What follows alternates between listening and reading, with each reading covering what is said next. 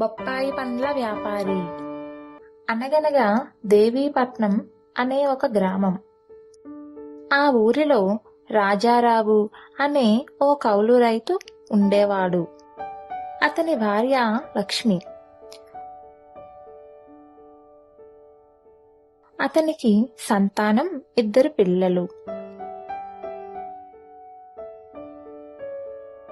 రాజారావు ఆ ఊరి జమీందారి వద్ద కొంత పొలం కౌలు తీసుకుని వ్యవసాయం చేసేవాడు. చేసేది కౌలు పొలమే అయినా సొంత పొలంలా కష్టపడేవాడు.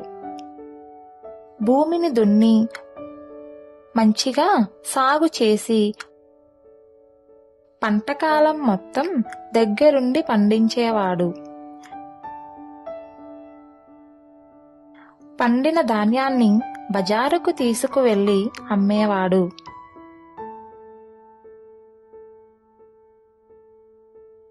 ధాన్యాన్ని అమ్మగా వచ్చిన డబ్బులో సగం యథాప్రకారం జమీందారుకి కట్టేసేవాడు.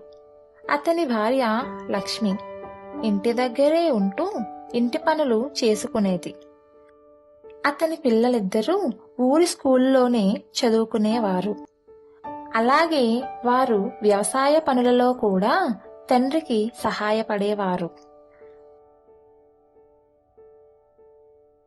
ఒకరోజు స్కూల్లో టీచర్ విద్యార్థులందరికీ కొన్ని విత్తనాలు ఇచ్చారు. చూడండి, మీకు కొన్ని విత్తనాలు ఇస్తున్నాను. అవి మీ ఇంటి పెరటిలో నాటి రోజూ బాగా నీళ్లు పోస్తూ వాటిని చక్కగా పెంచి పెద్ద చెట్టులుగా చెయ్యాలి. రాజారావు పిల్లలకి బొప్పాయి విత్తనాలు ఇవ్వటంతో వారు సాయంత్రం ఇంటికి రాగానే తమ ఇంటి పెరటిలో బొప్పాయి విత్తనాలు నాటారు. రోజు వాటికి నీళ్లు పోస్తూ చక్కగా పెంచుతూ వచ్చారు.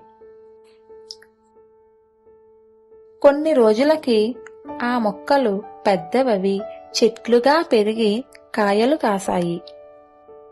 అయితే ఇదిలా ఉండగా రోజూ వ్యవసాయం మంచిగా చేస్తూ పంట బాగా పండిస్తూ డబ్బులు సంపాదిస్తున్న రాజారావుని చూసి అతని పక్కనే వ్యవసాయం చేస్తున్న మల్లయ్యకి ఈర్ష్య పుట్టింది. మల్లయ్య రాజారావు తనకంటే బాగా వ్యవసాయం చేసి ఎక్కువ డబ్బు సంపాదిస్తున్నాడని అసూయా ద్వేషంతో రగిలిపోయాడు. ఒకరోజు ఎప్పటిలాగే వచ్చిన పంటని అమ్మి జమీందారికి డబ్బు చెల్లించటానికి రాజారావు వెళుతున్నాడు. అయితే మల్లయ్య అతని కంటే ముందుగా వెళ్లి జమీందారుతో రాజారావు మీద లేనిపోని నిందలు ఆరోపణలు చేసి జమీందారుని ఉసిగొలిపాడు. అయ్యా, మిమ్మల్ని ఆ రాజారావు చాలా మోసం చేస్తున్నాడు. పంటని ఎక్కువ ధరకు అమ్మి లాభం అంతా తను తీసుకొని మీకు మాత్రం ఏదో ఇవ్వాలి అన్నట్టుగా కొంచెం సొమ్ముని ముష్టిగా వేస్తున్నాడు. మీరేమో అతన్ని నమ్మి మోసపోతున్నారు. అదిగోండి, రాజారావు వస్తున్నాడు. ఈ ఏడాది పంట డబ్బులు ఇవ్వడానికి అనుకుంటా. దండాలయ్యా. అయ్యా, ఇదిగో పంట డబ్బు. ఈ ఏడు వర్షాలు పడకపోవటంతో పంటలు సరిగ్గా పండలేదు. అందుకే తక్కువ డబ్బు చెల్లిస్తున్నాను. ఇంకా ఆపు రాజారావు. ఇన్నాళ్ళు నువ్వు చేస్తున్న మోసం నాకు చాలు. పంట బాగా పండినా లాభం మొత్తం నీవు తీసుకొని నాకు ఏదో ఇవ్వాలి కదా అని అన్నట్టు ముష్టి వేస్తున్నావు. ఇంకా నేను నిన్ను నమ్మలేను. ఇక నుంచి నువ్వు నా పొలంలో పంట పండించకూడదు. ఇక మీదట నేను నీకు పంటను ఇవ్వదలుచుకోలేదు అని అనటంతో రాజారావు బాధతో ఏమి చేయాలో తెలియక వచ్చేశాడు. పాపం రాజారావుకి వ్యవసాయం చేయటానికి పొలం లేక ఏమి చేయాలో తెలియలేదు. తన కుటుంబాన్ని ఎలా పోషించాలో, తన పిల్లల భవిష్యత్తు ఏంటా అని చాలా భయపడి బాధపడ్డాడు. అయితే అప్పుడే తాము పెంచిన చెట్లకి కాసిన బొప్పాయి పళ్ళను కోసి తన 2 పిల్లలు తెచ్చి రాజారావుకి ఇచ్చారు. అవి తిన్న రాజారావు అరే, చాలా బాగున్నాయి. ఇంత తీయని పళ్ళు మీకెక్కడివి? అని అడిగాడు. అయితే ఆ పళ్ళు ఎలా వచ్చాయో తమ పిల్లలు రాజారావుకి చెప్పారు. అప్పుడు రాజారావుకి ఒక ఆలోచన వచ్చింది. వచ్చేది వేసవికాలం కాబట్టి ఇప్పుడు నేను కూడా బొప్పాయి చెట్లను పెంచితే అప్పటికి మంచి పండ్లు అవుతాయి. అప్పుడు వేసవికాలంలో బొప్పాయి పండ్లు అమ్మవచ్చు. వచ్చేది వేసవికాలం కాబట్టి వాటికి మంచి గిరాకీ ఉంటుంది అని అనుకున్నాడు. ఇక తరువాత రోజు నుంచి తమ ఇంటి పెరటిలో బొప్పాయి విత్తనాలు నాటటం మొదలుపెట్టాడు. విత్తనాలు నాటి రోజూ క్రమం తప్పకుండా నీళ్లు పోసేవాడు. అయితే తన పిల్లలు కూడా ఈ పనిలో తనకి సహాయం చేసేవారు.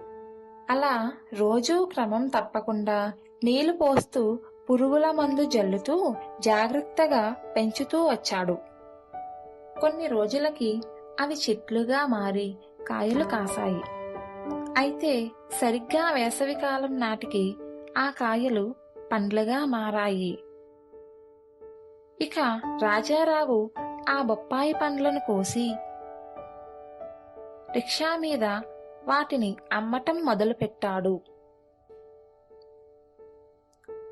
బొప్పాయి పళ్ళమ్మా, బొప్పాయి పళ్ళు, తీయ తీయని బొప్పాయి పళ్ళు.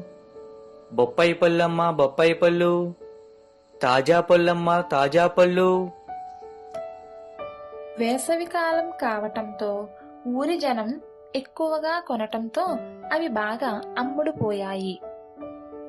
ఇలా రోజు ఆ బొప్పాయి పండ్లు కోసి వాటిని ఊరిలో అమ్మటం మొదలుపెట్టాడు. అయితే వేసవికాలం మొత్తం ఆ పండ్లు బాగా అమ్మటంతో రాజారావు బాగా డబ్బు సంపాదించాడు. ఆ వచ్చిన డబ్బుతో పొలం కొన్నాడు. అందులో కొంచెం వరి పంట పండిస్తూ మరికొంచెం భూమిలో బొప్పాయి తోట పండిస్తూ చక్కగా వ్యవసాయం చేసుకుంటూ జీవించాడు.